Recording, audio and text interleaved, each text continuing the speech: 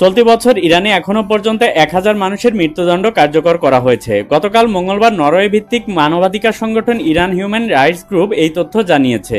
সংস্থাটির তথ্য অনুযায়ী গত এক সপ্তাহে দেশটিতে অন্তত 64 জনের মৃত্যুদণ্ড কার্যকর করা হয়েছে, অর্থাৎ গত সপ্তাহে প্রতিদিন গড়ে 9 জনেরও বেশি মানুষের মৃত্যুদণ্ড দেওয়া হয়েছে। IHR 2008 থেকে ইরানে মৃত্যুদণ্ড কার্যকরের হিসাব রাখছে। গত বছর দেশটিতে রেকর্ড 975 জনের মৃত্যুদণ্ড দেওয়া হয়।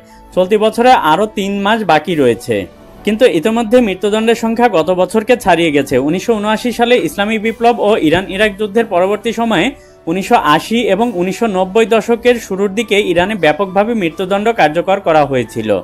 মানবাধিকার কর্মীরা বলছেন, গত 3 দশকে যে কোনো সময়ের তুলনায় বর্তমানে ইরানে মৃত্যুদণ্ড দেওয়ার ঘটনা ব্যাপকভাবে বাড়ছে। বিশেষ করে গত জুন মাসে ইসরায়েলের বিরুদ্ধে 12 দিনের যুদ্ধে আয়াতুল্লাহ আল খামেনির নেতৃত্বাধীন শাসন ব্যবস্থা চ্যালেঞ্জের মুখে পড়েছে।